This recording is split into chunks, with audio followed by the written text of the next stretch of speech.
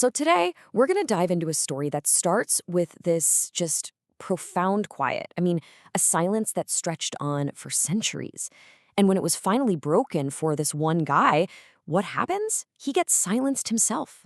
It's an incredible story about waiting, about doubt, and, about what happens when a prayer you've long forgotten suddenly gets an answer.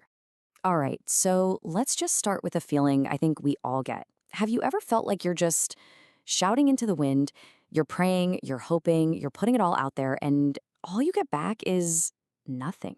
Just silence. That deep down feeling that maybe, just maybe, nobody's listening. Okay, so take that feeling, but now stretch it out. Don't think about a day or a week or even a few tough years. Imagine that silence lasting for 400 years. Seriously, an entire nation, a whole people just waiting for a sign, for a clear word from God, for anything. And that wasn't just a hypothetical, right? That was the actual reality for the nation of Israel. It had been 400 years since the last prophet had spoken. Think about that.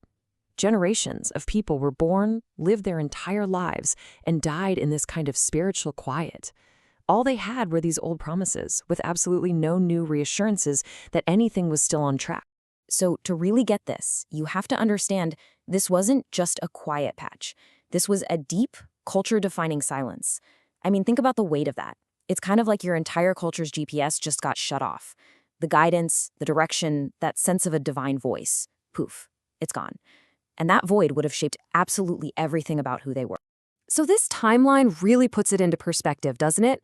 The last prophet goes quiet, centuries just roll on by.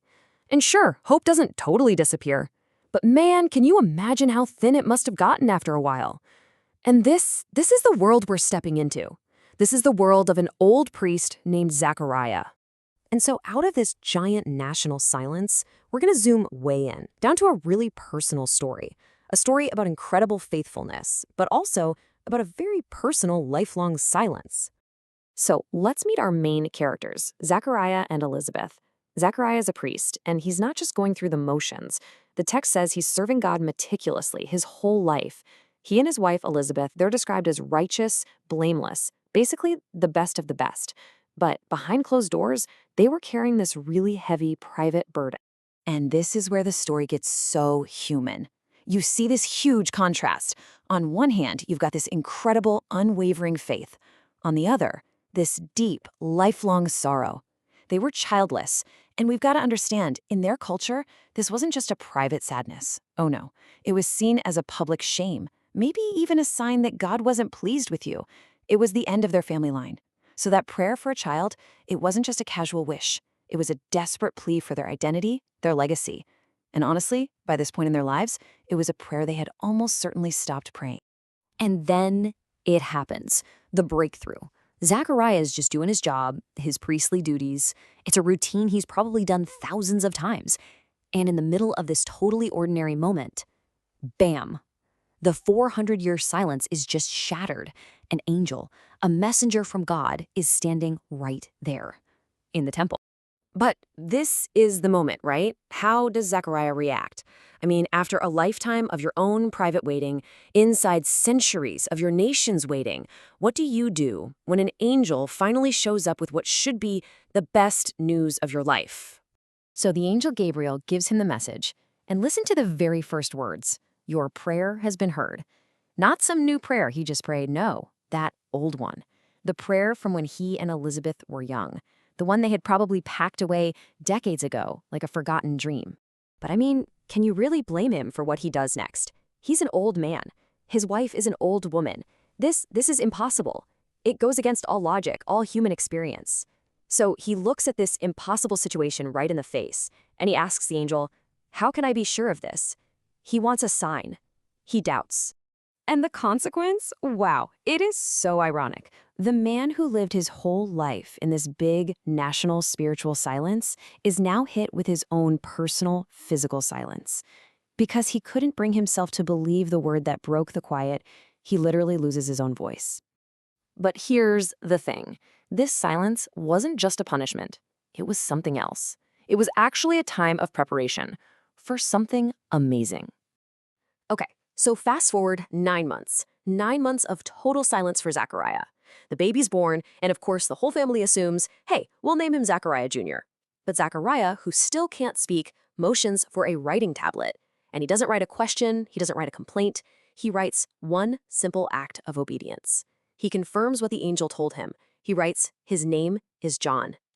And right then, in that exact moment, his tongue is loosed. He can speak. And this is what's so powerful. It really shows you the transformation that happened in those 9 months of silence. His first words, they aren't finally, or why me, or anything like that. Nope. His mouth opens, and what comes out is just this flood of praise and prophecy. That silence, it seems, wasn't empty. It prepared him to really, truly understand the miracle.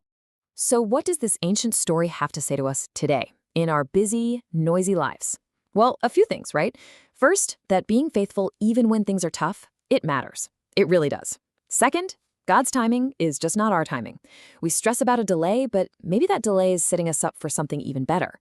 It also shows us that those situations we call impossible, maybe they aren't. And maybe most importantly, it reframes silence. It's not just emptiness. It can be a time of preparation, a time when something new is getting ready to be born. And when you boil it all down, the real takeaway from this story isn't actually about the silence itself. It's about the character of the one who was silent. The idea is that even through centuries of national quiet or a lifetime of personal waiting, God's fundamental nature doesn't change. It's constant, described here as abounding in love. So that leaves us with this final thought to chew on. We all have silences in our lives, right? The unanswered questions, the dreams that are on hold, those situations that just feel impossible. And this story of Zechariah, it kind of makes you wonder, doesn't it? What if that quiet in your life isn't an ending? What if it's actually a beginning? What if the silence you're in right now is just the pause, right before the music starts?